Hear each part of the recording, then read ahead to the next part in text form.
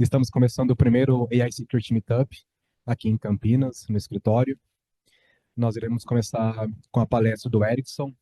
Dando contexto, eu conheci o Erickson, ele estava começando o doutorado dele em São Carlos e eu participei da qualificação dele.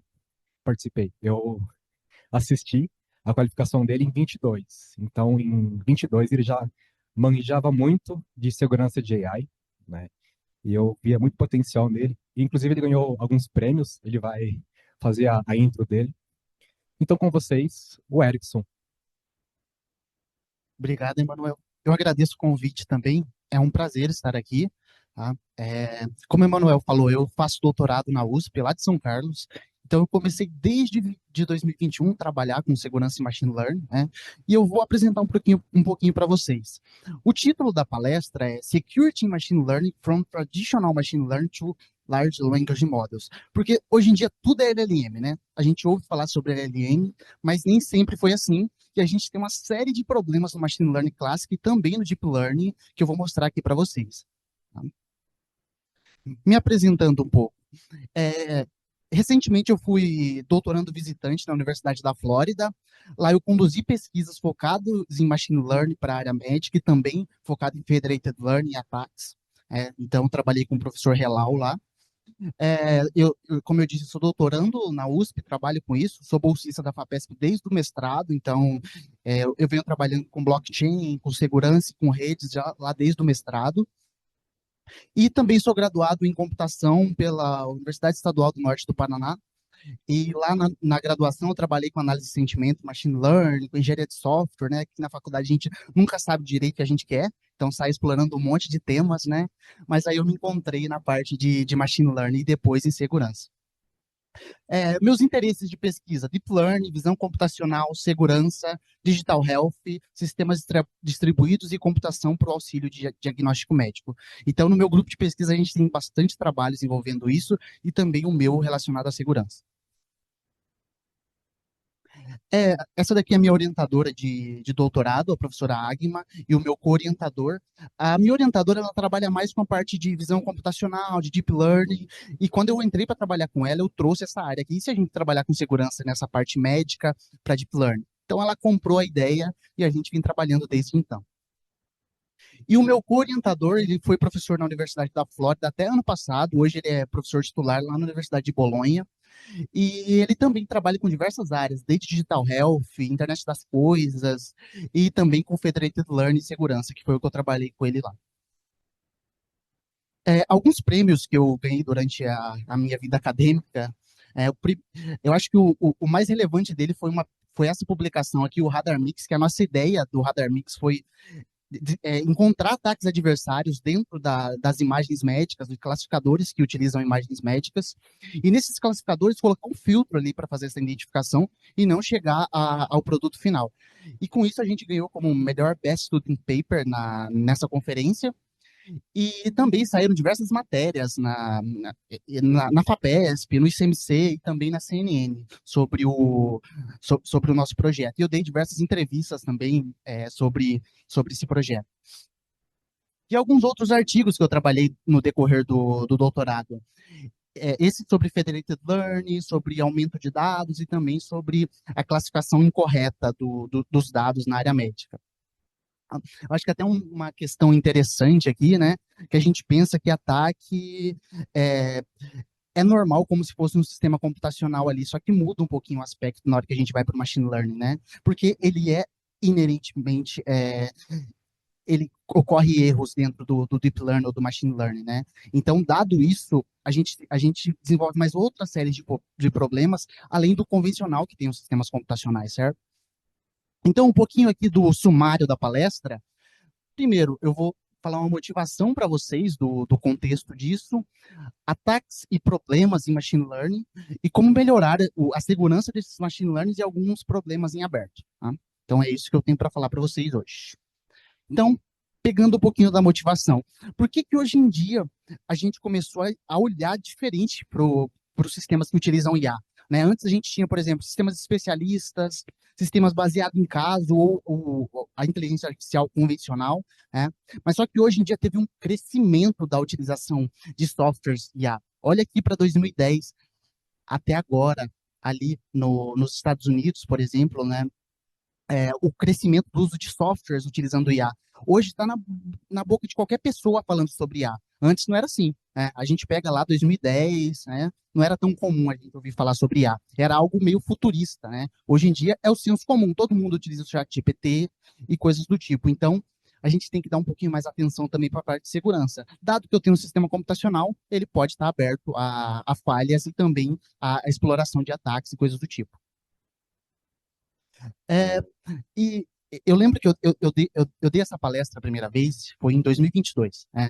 E eu sempre coloco o ciclo ali da inteligência artificial, né, da Gardner, que o pessoal sempre coloca, e é interessante como a gente vê os avanços, a mudança de tudo isso, né? E alguns pontos aqui que a gente pode ver em 2025, que já está ali embaixo, que já é o hype aqui, são os Foundation Models, que aí a gente está falando de LLM, dados sintéticos, que a gente ainda tem um problemão para gerar dado sintético. No meu caso, por exemplo, que a gente trabalha com saúde, né? É muito difícil a gente conseguir dados. E aí a gente explora dados sintéticos. Só que dados sintéticos em saúde pode estar enviesados. A gente causa um problemão no modelo, né? Então, a gente está nessa briga aí para conseguir desenvolver dados sintéticos melhores. Computação em borda e a generativa. Que a generativa, quando eu entrei no doutorado, era novidade, só que hoje em dia a gente não fala mais que é novidade, né? Já tem modelos muito melhores, aqueles modelos que geram vídeo, né? Antes a gente conseguia gerar fácil e gerar algo incrível, né? Só que hoje em dia a gente consegue gerar muito mais coisas.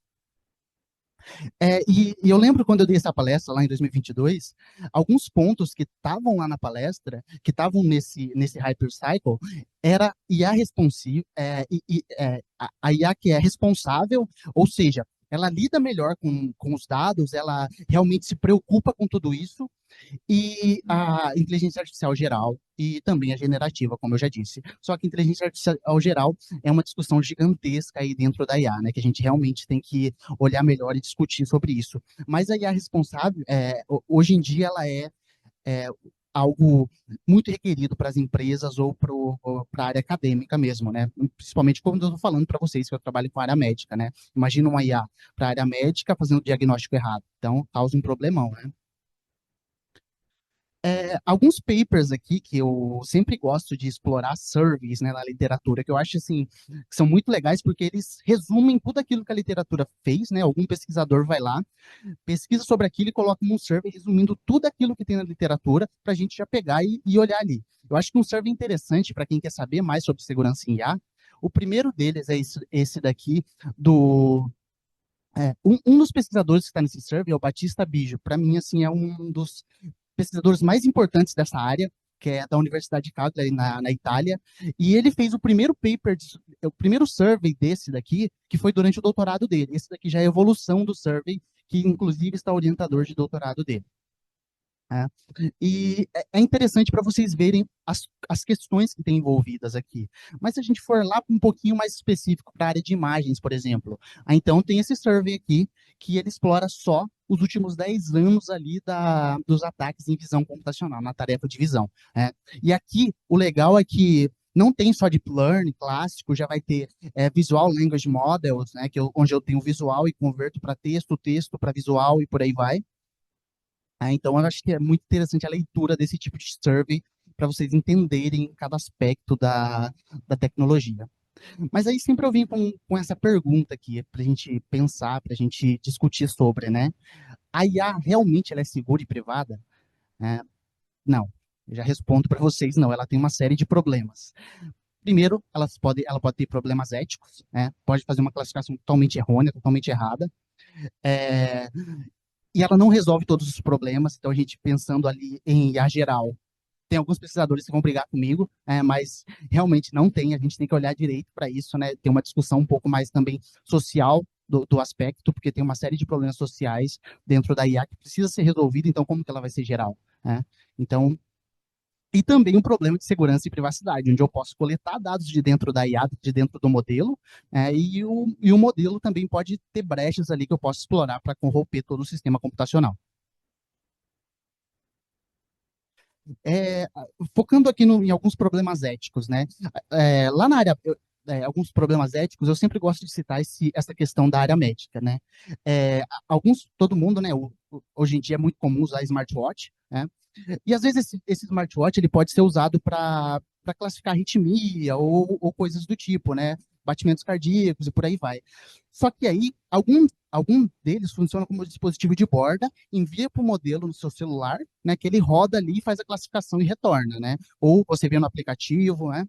Beleza, ele faz isso, só que alguns modelos, por exemplo, eles podem ter um problema, dependendo da tonalidade de pele da pessoa, aquele relógio pode coletar errado, pode enviar um monte de ruído para o modelo e o modelo classifica errado. Pode dar arritmia e o cara não tem arritmia, né? Então isso pode acontecer. E outro problema também é a questões de que eu trabalho, inclusive, com isso. A gente tem até uma série de pesquisas sobre lesões na pele, né? Que realmente para classificar melanoma ou coisas do tipo, o modelo, dependendo da tonalidade da pele que eu escolho, o modelo ele pode ser muito ruim. Por que é muito ruim? Porque o modelo se baseia na base de dados que tem. Geralmente, as bases de dados são de tonalidade de peles mais claras, que a gente consegue de alguns hospitais fora do país, né? Então, também a gente precisa ter esse tratamento melhor, que hoje em dia é um gap de pesquisa aí. Tá?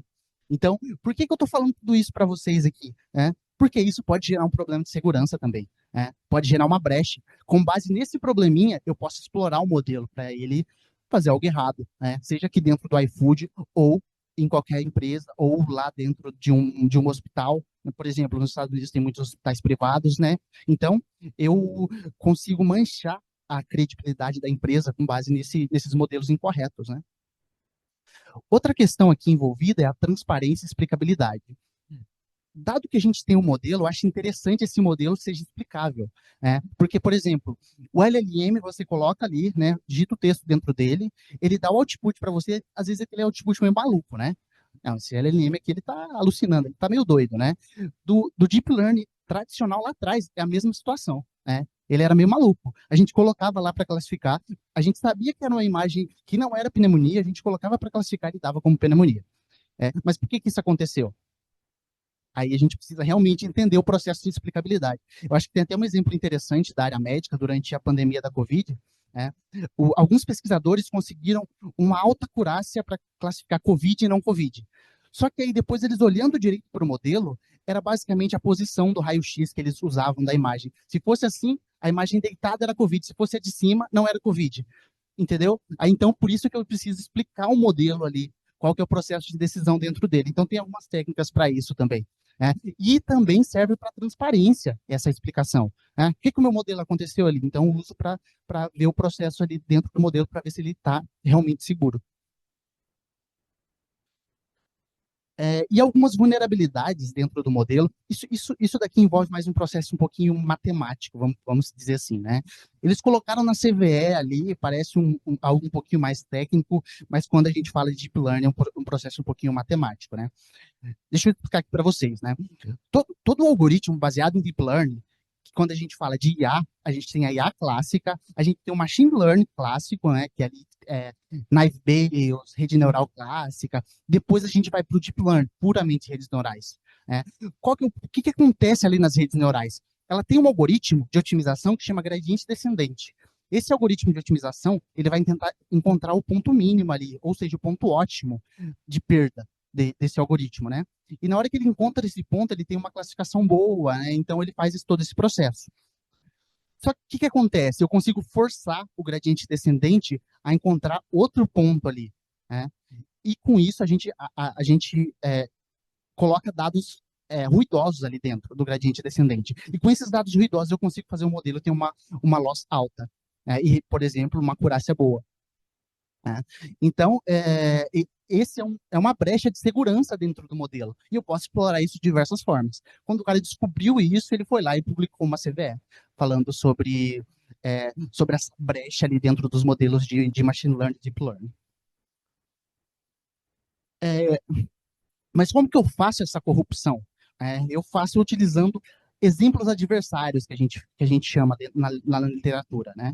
Um exemplo adversário eu acho que esse paper aqui é muito legal, porque ele discute realmente que é um exemplo adversário. Aí, o título do paper, exemplos adversários não são bugs, eles são features do modelo. Por que ele diz que são features? Porque dentro do modelo já tem algo ali. Então, eu basicamente exploro aquilo para que o modelo cause a máxima loss possível e seja corrompido. Então, é basicamente esse o processo de corrupção dos modelos. E um exemplo adversário, ele faz isso. Seja um exemplo adversário com imagem, com texto ou com som. Tem com som também, tá? Eu acho que é pouco explorado na literatura, mas tem uns trabalhos muito legais com som. Por exemplo, eu tenho ali meu Echo Dot, meu Google ou da Apple, né? Aí a gente joga um vídeo totalmente doido ali nele, ele fica maluco, tá? Dando respostas erradas, tem uns trabalhos muito massa em literatura sobre. E aí a gente também pensa se os LLMs já estão nessa fase. E estão nessa fase, sim. Por exemplo, esse paper aqui é um dos primeiros que exploram a literatura sobre, né? Esse pesquisador aqui, o Zico Coulter e o Matt Fredrickson, eles são da CMU, que assim, eles trabalham com segurança já há anos, né, do grupo de segurança e estão explorando já segurança em IA já há algum tempo. Então, basicamente, esse paper, ele insere o ruído dentro do texto do prompt, né, do input do LLM, e na hora que ele insere esse texto, o LLM ele fala coisas que ele não deveria, por exemplo, como fazer uma bomba. O LLM não fala como fazer uma bomba, mas se você colocar um ruído, ele vai falar para você como fazer uma bomba, né? Ou qualquer outra coisa ali dentro do LLM. Tem alguns exemplos aqui no paper, tá? Deixo aqui para vocês depois, se quiserem dar uma olhada, eu acho bem interessante. Tá? E aí, agora a gente vai falar um pouquinho mais sobre os ataques, tá? Beleza? Até aqui, tudo tranquilo? Show de bola. Deixa eu só tomar uma água aqui.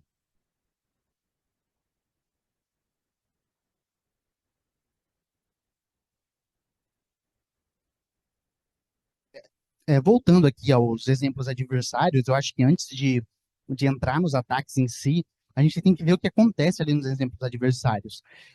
Eu disse para vocês, né, que basicamente esses exemplos adversários, eles causam a maior loss ali no modelo. Só que para causar essa maior loss, ele faz isso daqui. Imagina só, eu tenho uma classe ali que é um gatinho e a outra classe que é um cachorro. E aí eu tenho essa outra classe aqui que está fora da minha distribuição original, que é um cachorro, só que é um pouquinho diferente. Que às vezes esse exemplo ele pode estar aqui na fronteira de decisão. E eu ainda não consigo saber o que esse exemplo é. Dado essa dúvida, dado esse problema aqui fora de distribuição, eu posso causar perturbações aqui para que esse exemplo seja forçado a ficar aqui e diga que ele é um gato. Tá? Então, mesma coisa em diversas aplicações. Tá? Então, esse daqui é um problema dos ataques adversários. E o que isso pode causar depois no modelo? O modelo ele pode ser discriminatório, esse modelo. Por exemplo, o ChatGPT ele pode dar respostas mais inconsistentes ainda, respostas problemáticas quando a gente faz quando a gente força isso. É claro que quando a gente trabalha com modelos mais profundos, aí a história é outra, são outras técnicas, mas em si a ideia geral é essa, tá? Algumas definições de segurança e machine learning, tá? Eu sempre gosto de dar essas definições porque às vezes pode ser um pouquinho confundido. Security in machine learning e machine learning for security. Machine learning for security é a utilização da machine learning para ajudar nos ataques, né? Para ajudar realmente na defesa. E aí o security in machine learning é realmente eu proteger o sistema computacional que usa machine learning, usa deep learning e por aí vai, ok? São algumas definições. E dentro dessas definições, a gente tem dois problemas. O primeiro que eu já citei para vocês, né, os ataques adversários, por exemplo, ele adiciona ruído dentro de uma imagem, ou de um texto, ou de um áudio.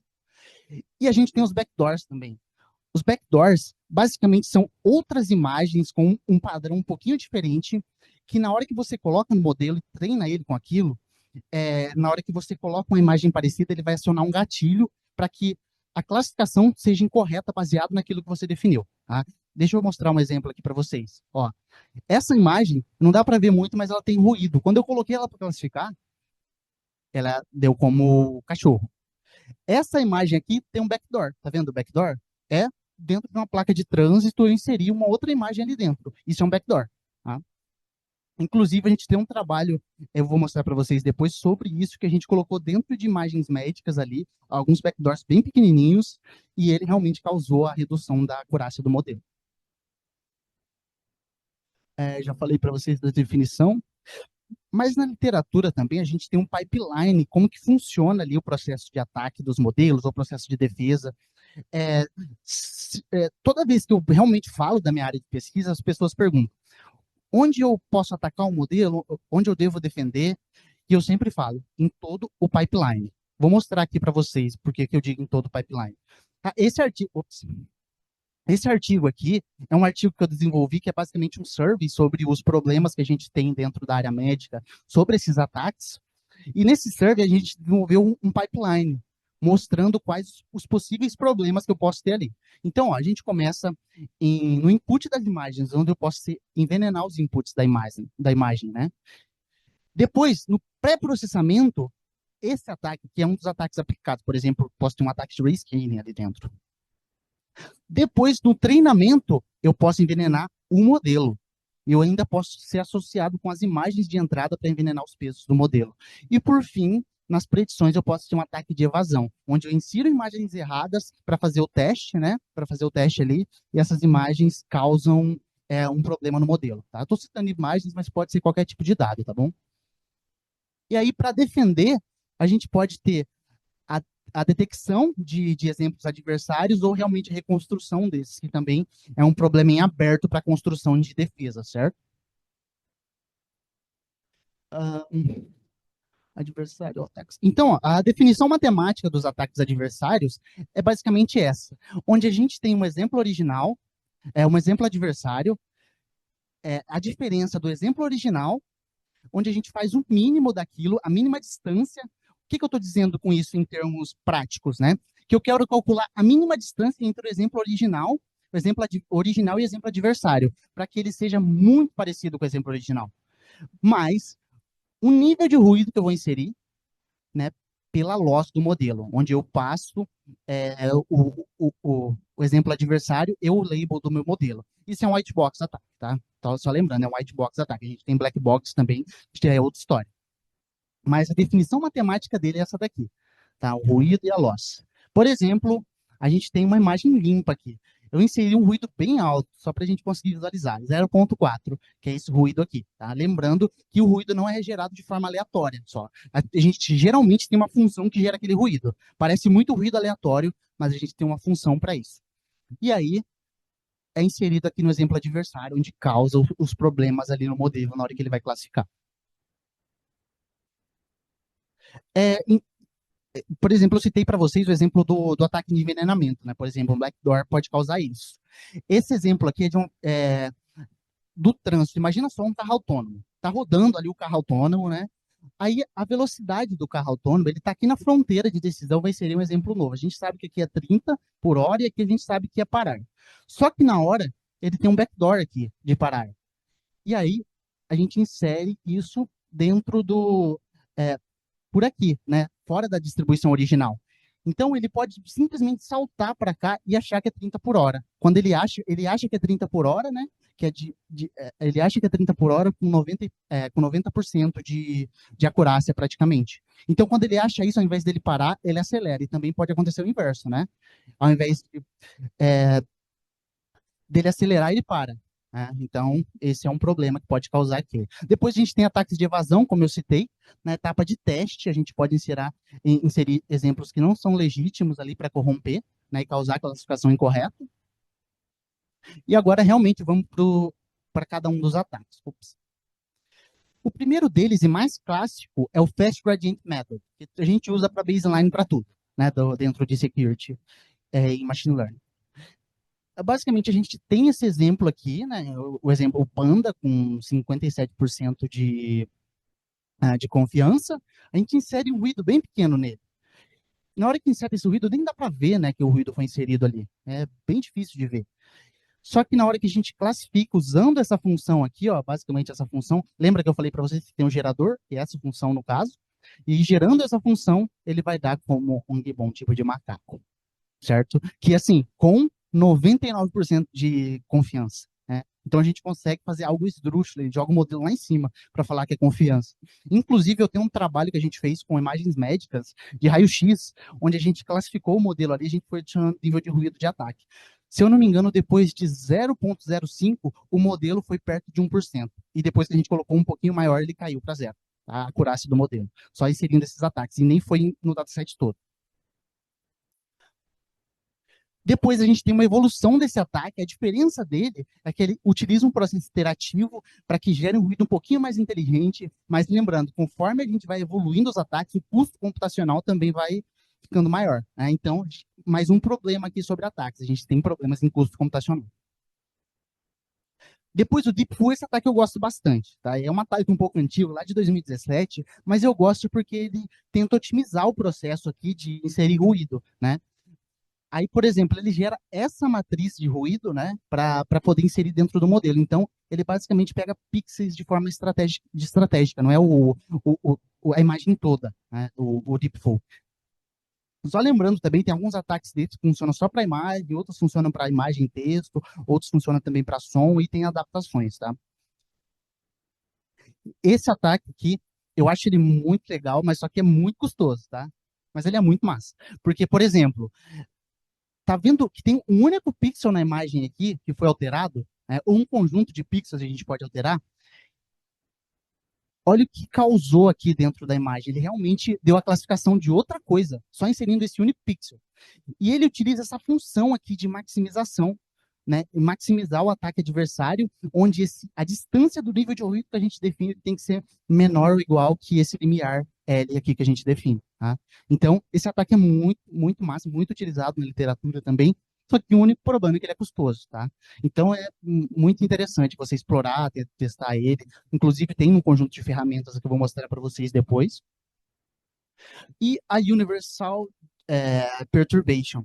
Esse ataque, toda vez que eu coloco ele nos meus artigos para testar como baseline, ele sempre dá ruim. Sabe, não sei, mas por que que ele dá ruim? Porque ele tenta generalizar tudo, né? Ele tenta ser um ataque geral para todo mundo e no final ele acaba não sendo bom ali quando a gente coloca em imagens médicas, tá? E, e esse ataque aqui é um ataque também de otimização, Carlin e Wagner, eu utilizo bastante ele, custoso, mas bom, tá? Se a gente olhar aqui para a imagem, ó, o que esse ataque adversário insere na imagem ali? Tá vendo esses pixels aqui, né, corrompidos? Então, esses pixels vão causar algum problema ali na imagem. E para fazer isso, ele minimiza essa distância D aqui, onde eu tenho o ataque, a imagem original, né, o dado original, mas o ruído inserido nele ali, tal que esse C seja igual a esse C seja igual a esse T, tá? Então ele vai fazendo esse processo iterativo ali dentro dele. Então a definição desse T também é importante na hora que eu preciso definir ali.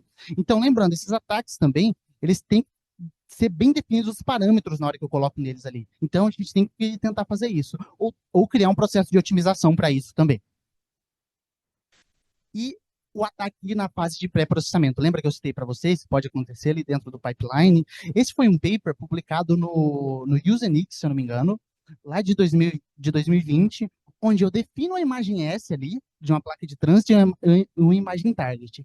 Essa imagem é computada utilizando essa função, gerando essa imagem A. Quando ele gera essa imagem A, na hora que eu faço o scale da imagem, né, faço o redimensionamento da imagem, ele produz a imagem que eu escolhi aqui.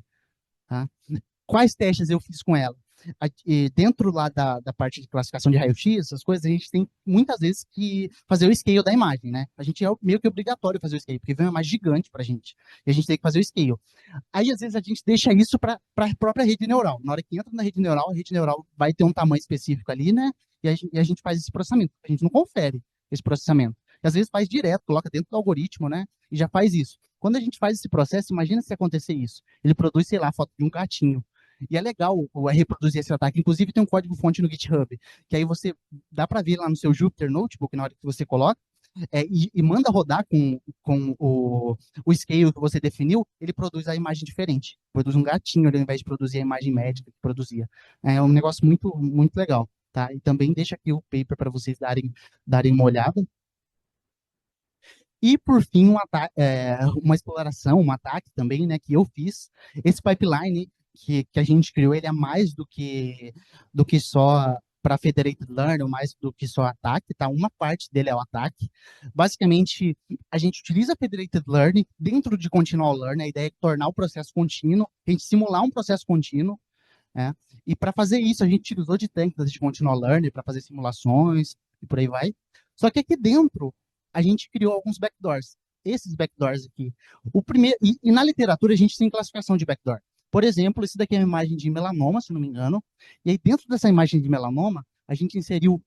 Primeiro, a gente pode ter esse backdoor de ataque chamado single, que é o único pixel que a gente modifica ali. Depois, a gente pode ter o partners, que pode ser um conjunto de pixels. E depois a gente pode ter o target que realmente inserir uma outra imagem ali dentro, tá? E isso, o que que aconteceu com isso no modelo? Opa, olhando aqui, ó, dentro do modelo, né, com 10 data points, com 20 data points, com 30 até 70% do dataset corrompido, né? Realmente reduziu. Esse daqui é o baseline, era a acurácia dele original, né? Ali. A Corácia Film Score é o C, original dele, tá? Então, olha o que aconteceu, ele foi caindo, né? Conforme a gente foi inserindo esses backdoors dentro do dataset. E também um conjunto de ferramentas para vocês aí quiserem explorar esses métodos, tá? Então, tem um conjunto de ferramentas muito legal aqui para vocês explorarem, tá? Que aí, quem quiser brincar depois. Eu utilizo essa daqui, da IBM, da Linux Foundation, eu acho muito legal, tem muita coisa disponível nela, mas tem essa daqui também do pessoal que eu falei lá da Universidade de Cagliari, tá? Que eles utilizam esse set de ferramentas, beleza? E agora, alguns ataques em... Ops, alguns ataques em LLMs que eu citei para vocês, tá? O primeiro deles, ele basicamente utiliza um modelo de difusão para gerar esses exemplos aqui, para gerar esses exemplos adversários, que no caso é de VLM, né? Então ele corrompe a imagem ali, mais o texto dizendo algo malicioso dentro do texto, e utilizando esse modelo de difusão ele gera os exemplos adversários. Esse outro aqui é mais um ataque voltado a jailbreak, tá? Então, olhando para esse ataque aqui, a gente vai ter esse input, no caso, esse input aqui é benigno, mas a instrução textual é maliciosa, vamos dizer assim, ou alguma coisa errada, né? Que ele coloca aqui dentro do modelo, ele vai falar que ele não pode responder isso, ou vai dar uma instrução bem genérica, né? Mas na hora que eu passo para esse daqui, que é o prompt visual com exemplos adversários e mais essa instrução dentro do VLM, ele realmente diz o que o cara quer ouvir, mas algo bem ruim ali dentro do modelo, tá? Então, pode acontecer isso. Outro exemplo de jailbreak também é desse paper aqui. Inclusive, tem alguns exemplos aqui no site deles, tá? Eu vou mostrar esse daqui para vocês, onde a gente tem essa query, que a ideia é desenvolver um malware, né? O ChatGPT não vai falar para a gente como desenvolver um malware. Mas se eu colocar essa imagem combinada com esse prompt, ele vai me dizer ali mais coisas, né? Do que ele deveria dizer. Entendeu? E é engraçado como a gente pode corromper um LLM, né? Não sei se vocês já tentaram, já fizeram algum teste. Um amigo meu tentou, não foi eu, não. Por exemplo, você quer baixar filme ou assistir um jogo de futebol, né? Utilizando algum site que não é um site pirata, por exemplo, né? Vamos sentir o exemplo. Então você digita ali para o ChatGPT, me indique sites que está passando o jogo do Flamengo hoje, né? Ele vai indicar. Ele não vai indicar, ele vai falar, olha, isso daqui não é ali, não pode fazer isso, né? Mas se você vai falar, quais sites eu não devo acessar para assistir o jogo do Flamengo? Aí ele te dá uma lista um pouquinho melhor, tá? Ele está melhorando nisso, mas ainda assim tem os problemas, né? Então, o que eu estou fazendo? Eu estou brincando com as features ali do ChatGPT, né? Então, a gente pode forçar isso de forma, otimizando esse processo, né? E agora, realmente, a parte de defesas, né? Já falei para vocês de ataques e agora eu vou falar de defesas.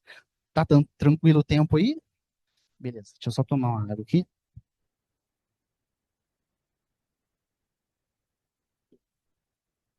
Tá tranquilo, pessoal? Beleza? Show, vamos lá então. É, então, falando aqui um pouquinho sobre as defesas, né? Como que eu torno os meus modelos um pouco mais robustos e melhoro a segurança deles? Eu acho que o mais clássico deles é o treino adversário. O que eu faço no treino adversário? Eu basicamente mostro para o meu modelo, né, mostro para o meu modelo os exemplos que tem ali, que podem ser adversários, utilizando o algoritmo de otimização ou coisa do tipo, e mostro para ele aqui o que pode acontecer dentro do modelo. Dado isso, na hora que o modelo tiver um exemplo adversário, ele pode ter uma confiança maior ali, ele entende o que é um modelo adversário. Tá? Matematicamente, é um algoritmo de minimax. Né? Lembra lá da parte de redes de inteligência artificial, lá do livro do Russell, que tem um algoritmo de minimax, né? É basicamente isso, né? Fazer o minimax ali da função de loss do meu modelo. Então, essa que é a ideia principal aqui. Depois, esse feature squeezing. Esse daqui é um método não de mitigação, mas de detecção dos ataques para que depois aconteça a mitigação, tá? Então, ó, dado o input, a gente vai ter dois modelos auxiliares para fazer a predição também. Dado esses modelos auxiliares, a gente vai pegar o L1 e o L2 dele, né? E vai calcular a máxima distância considerando esse limiar T. Dado esse limiar T, a gente define se ele é um ruído adversário ou é um exemplo legítimo, né? Então, também utilizando aqui, quem quiser ver o paper, né, tem aqui. Mas, detalhe, tem outros papers na literatura que já estão mais avançados nesse processo, tá? Estou trazendo a vanguarda aqui para vocês para explorar depois, tá? Defensive Distillation, eu acho essa técnica aqui muito legal, porque ela não funciona só aqui, tá? Para ataques. Imagina só, a gente tem um problema em modelos de deep learning, né, com dados. De novo, falando para você que a gente tem um problema com dados, seja para qualquer tipo de aplicação. O Defensive Distillation, ele basicamente cria um modelo professor, né, uma rede inicial, um modelo professor, onde ele ensina esse outro modelo aqui, né? Então, com isso, a gente pode reduzir aquele problema da disponibilidade de dados, né? Mitigar esse problema, utilizando knowledge distillation, que chama a técnica. E o defensive distillation, ele faz isso só aqui para melhorar o modelo ali na hora que ele sofre um ataque, né? Então, ele tenta mitigar esse processo, né? Mitigar essa loss, essa otimização de loss ali que o modelo adversário causa, que o exemplo adversário causa. E agora um outro método de defesa, que esse daqui é um trabalho meu, tá? Que a gente explorou um método de defesa. Lembra que eu falei para vocês sobre explicabilidade, sobre a transparência do modelo?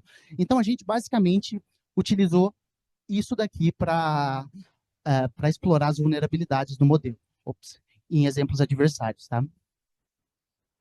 É, basicamente a gente tem o pipeline convencional, né? De treinamento, onde a gente aplica esses dois ataques aqui, o FGSM e o PGD, tem uns exemplos adversários e tem alguns exemplos que não são mostrados para o modelo na etapa de teste. Então, é um ataque de evasão que a gente faz, tá? E aí, na hora de avaliar esse modelo, a gente tem mais uma camada aqui, onde a gente utiliza os silence maps, porque eu utilizo imagens. O que é um silence map? É basicamente uma imagem onde tem um mapa de calor que mostra onde o modelo de visão ele prestou mais atenção na imagem na hora de classificar.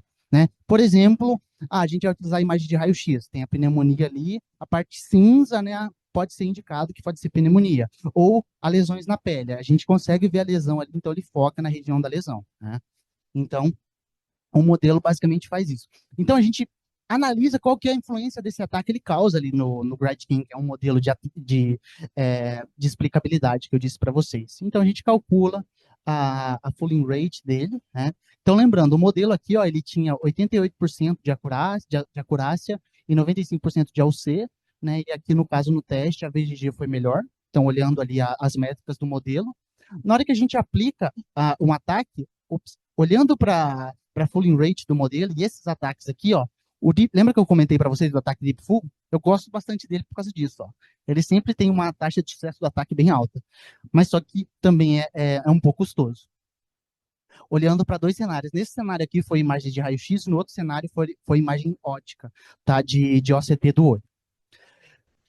E basicamente essa métrica que indica que um ataque ele conseguiu ele conseguiu enganar o modelo, vamos dizer assim, em termos mais simples. E essa alta fooling rate ele representa que o modelo ele é mais perigoso ali, né, na hora de executar o ataque. E aí, e aí olhando para esse ataque aqui, na hora que a gente coloca um ataque no FGSM, que aquele ataque mais simples que eu mostrei para vocês, que tem aquela funçãozinha, ele não é tão bom, né? Outros modelos já conseguem ser um pouco melhores, e a gente ainda tem um problema com, dependendo do tipo de imagem, tipo de dado que a gente coloca. Porque, por exemplo, dentro da imagem médica, a textura, às vezes, e a forma, ela pode influenciar, dependendo do tipo de imagem. E isso já pode causar um problema no modelo. Na hora que a gente insere, meio que não muda muita coisa, o ataque. Que a gente tratou aquilo de alguma forma. Esse outro trabalho é o Radar Mix, que é uma evolução daquele, foi um teste no GradCam simples ali que a gente fez. Esse daqui foi um pipeline um pouco mais robusto, onde, ops, onde a gente tem a etapa de treinamento e a etapa de inferência, porque é um ataque de evasão, tá? Lembrando disso. E aqui na parte do ataque, a gente utiliza todos esses ataques aqui, UAP, CW, FGSM, PGD e Deepful, para executar esse ataque. E aí, a gente injeta esse ataque ali na explicabilidade, onde ele utiliza uma imagem limpa, que é um ground truth, e utiliza esses três métodos de explicabilidade, né? O SHAP, o GradCam e o Lime, para analisar os padrões da imagem e depois ele vem para cá. Quando ele vem para cá, ele calcula duas métricas para identificar se é um ataque ou não, né? A Detection Effectiveness e a Interpretation Consistency, porque um ataque pode mexer na capacidade de interpretação do modelo e também ele pode ser bom ali, a gente calculou essa questão, o quanto o ataque é bom naquele contexto. Então, olhando aqui para essas métricas, né, que foi a redução, o nosso modelo original, ele tinha 75% de acurácia. Na hora que a gente executou um ataque, com 0,5 ali, que foi um nível de ruído alto, o modelo caiu quase para zero ali, né, próximo de zero. Só que olhando aqui para, por exemplo, para o Deepful e para o CW, meio que o nível de ruído não influencia tanto, né? Por isso que eu gosto bastante desse ataque. Às vezes a gente coloca um 0,1 ali, que vai ser custoso, óbvio, que é um ataque de otimização, mas mesmo assim ele acaba não causando tanto problema ali na questão visual da imagem, ou do texto, né? Então ele pode fazer isso. E depois, olhando para a parte de detecção, né, por exemplo, a detection effectiveness, a gente pode ver que o GradCam ele se porta melhor na hora de olhar para o ataque. Deixa eu mostrar uma parte visual para vocês que fica melhor. Na distorção. Isso daqui são todas as imagens atacadas com nível de ruído alto. Até dá para ver com o nível de ruído alto aqui na imagem, né? Utilizando o PGD, Deepful e o CW. Na hora que a gente olha para o GradCam, para o PGD, para o Deepful e para o CW, ele não causa nada. É a mesma coisa que o modelo foi normal ali dentro dele. Então a gente não consegue identificar visualmente. O PGD sim. Só que a gente precisa de outro método. A hora que a gente olha para o Lime, ele já consegue causar uma distorção maior e mostrar para a gente que tem alguma coisa errada ali. Tá? E o SHAP, ele meio que não causa tanta distorção, só no PGD. Tá? Para o Deepful e para o CW, não. Porque são ataques um pouquinho melhores ali na hora de produzir. E esse outro método aqui, também foi um trabalho meu que eu desenvolvi, né, para identificar ataques utilizando out of distribution, técnicas de out of distribution.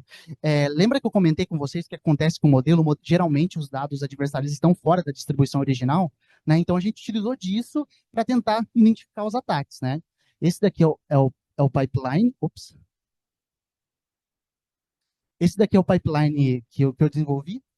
Basicamente tem a etapa de treinamento ali com o mesmo conjunto de imagens.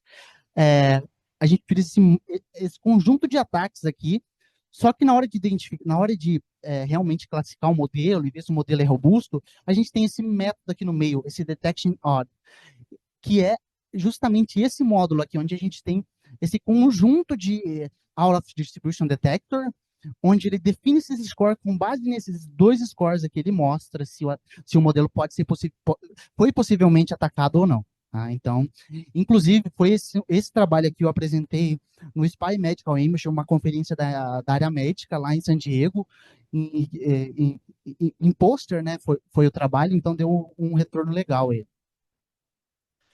E, por fim, alguns problemas em aberto aqui que eu posso falar para vocês, né? Que eu tenho trabalhado, que eu vou trabalhar ainda, porque é muita coisa, né? Para a gente trabalhar.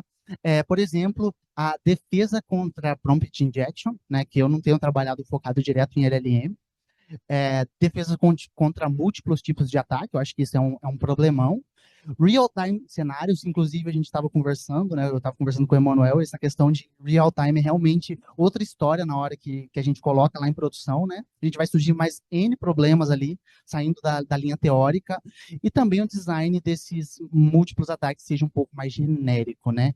Inclusive, um trabalho que eu comecei a fazer dessa parte de real-time é esse Mad Time Split, né? Que é focado para a área médica, tá? Pessoal, agradeço a atenção de todos, tá? Foi um prazer estar aqui novamente, agradeço pelo convite, tá? E se tiverem perguntas, eu estou à disposição.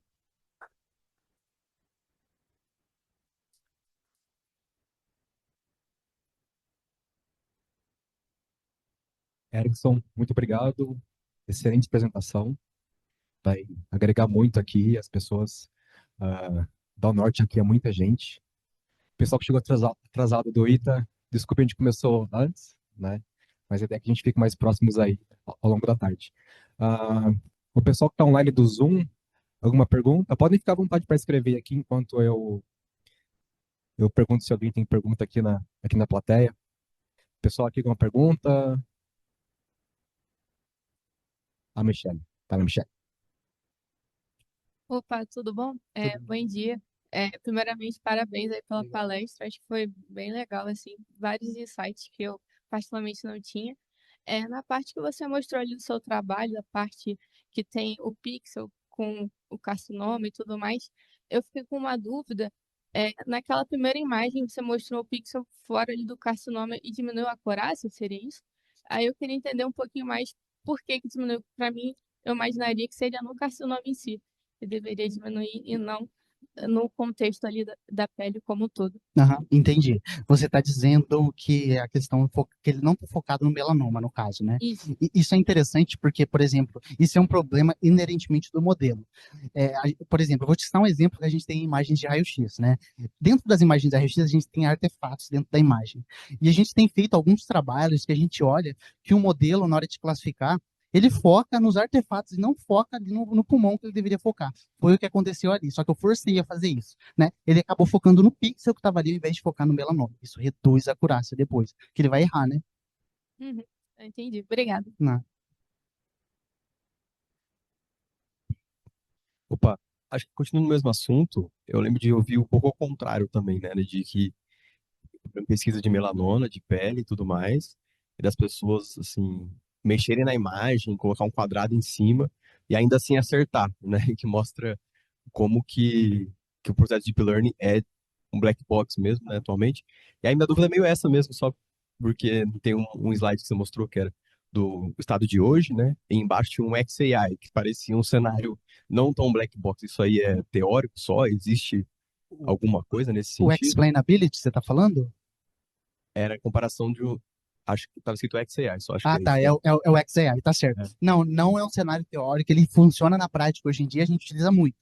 Justamente, por exemplo, a gente tem um trabalho, igual eu falei para ela, esse trabalho de raio-x, por que que eu estou citando? Porque a gente está procurando problemas dele. A gente tá tentando entender por que o modelo está focando no artefato, ou a gente coloca um quadrado ali, tirando o pulmão todo, ele ainda classifica bem.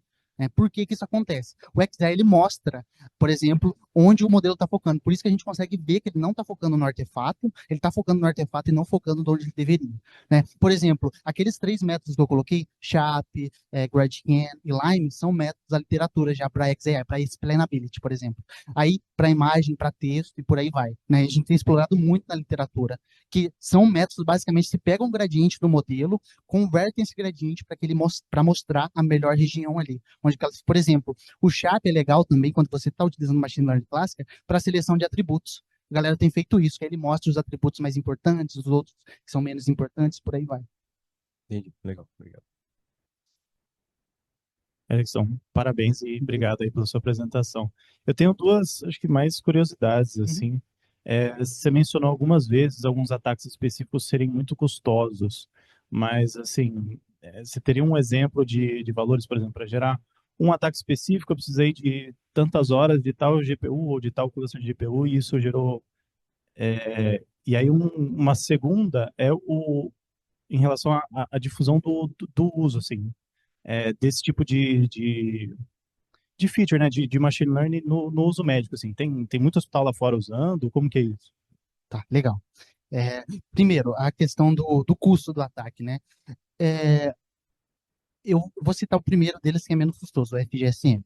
Geralmente a gente gasta alguns segundos para gerar o exemplo em um único modelo, né? Agora, a hora que a gente coloca o CW, dependendo do nível de ruído que eu defino, o parâmetro ali, eu já cheguei a gastar de 3, 4 horas para mais. Inclusive, na hora que eu vou rodar meus experimentos, o último que eu rodei, eu gastei uma semana e meia rodando todo mundo, né? Então, e detalhe, na 100, tá? GPU assim rodando ali, então é muita coisa, sabe? Então demora demais. E sobre a era médica, utilizando machine learning, deep learning, a galera tá realmente utilizando lá fora, né? Mas assim, a gente ainda tem uma briga com os médicos. Tem médico que gosta, tem médico que não gosta, né? Ah, não, tem um médico lá do nosso grupo que cismou, né, que a gente tem que utilizar de determinada forma. O outro do outro grupo que cismou que tem que utilizar de determinada forma. Aí a gente sempre fica nesse processo, sabe? Mas a galera tá começando a aderir, sim, porque eu acho que hoje em dia é o hype. Por exemplo, tem LLMs focados na área médica, só para auxiliar o médico no processo, tá? Então, tem sido bastante utilizado, desde o machine learning clássico. Eu queria pegar esse gancho de médicos, né? A parte de regulação, assim, por exemplo, tem hospitais que usam esses mecanismos de defesa, existe appliance, hardware que já faz isso, por exemplo, algum hospital hoje rico, né? O Albert Einstein, tipo, se eu for lá fazer um raio-x, vai ter alguma coisa lá que vai checar isso? Como é que tá isso hoje? Olha, isso daí é muito complexo ainda, a galera é, não está utilizando isso ainda, tá dentro dos hospitais. No máximo, ali é um time de segurança dentro do sistema computacional como um todo, né? Mas assim, é no máximo que a galera utiliza.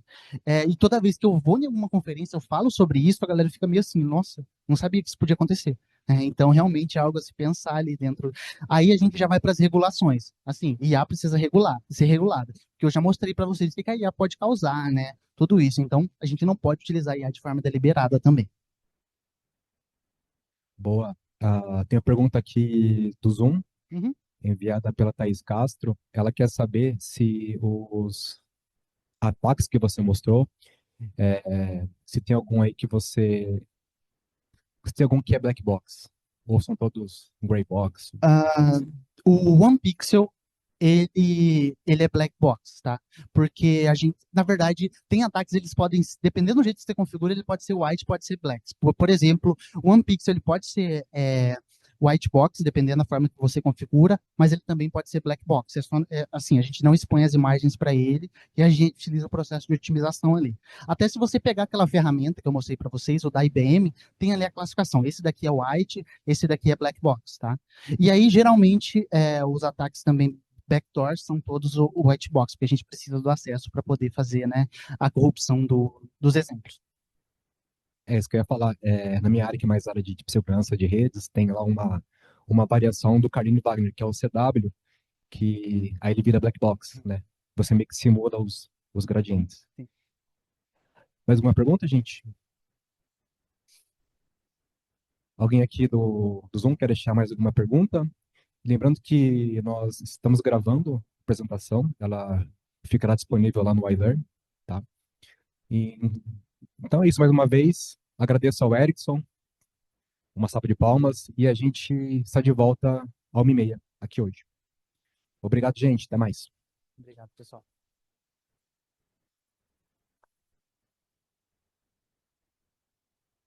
Eu tenho última pergunta, mas é mais assim, é mais assim para iFood. Hoje tem algumas ocorrências de fraude de pessoas, por exemplo, elas receberam o seu lanche ali, né? E aí elas tiram uma foto do lanche e pedem para LLM deixar, por exemplo, a carne mais crua. Aí ela vai ter a foto do lanche mais crua e ela vai abrir um chamado ao iFood e vai pedir um cupom, um chargeback, dizendo que veio errado. Enfim, você tem ideia de quais mecanismos hoje a gente consegue identificar esse tipo de ataque? Aham. Eu acho que essa área aí de realmente identificar a geração de imagens sintéticas é um grande problema dentro da área em si. Por exemplo, a gente começou com esse problema na geração de faces ali, né? A gente gerava a face de alguém, né? E com base na face de alguém ali, a gente tentava cometer um golpe, alguma coisa. Então, tem estratégias já na literatura para fazer isso, ou simplesmente metrificação, às vezes, né? Tem que olhar. Tudo vai depender da qualidade da imagem. Por exemplo, tem uma métrica que chama FID, que a gente consegue utilizar um ground truth, dado essa métrica, para calcular a qualidade da imagem gerada. Que a gente utiliza em GANs, por exemplo. Mas hoje em dia, na literatura, a gente pode ser auxiliado pelos LLMs para fazer o contrário também, ou os VLMs também. Por exemplo, joga no VLM ali, né, cria um prompt para identificar se essa imagem pode ser fraudulenta, tenta mostrar ali. E a explicabilidade também pode auxiliar nisso. Por exemplo, tem explicabilidade hoje em dia para. A gente está evoluindo, é claro, e tem alguns métodos de explicabilidade para os LLMs, VLMs e por aí vai. Muito bom. Eu acho que o universo é o limite para esse tipo de ataque, né? Sim. Vai começar a aparecer muito aqui, com certeza.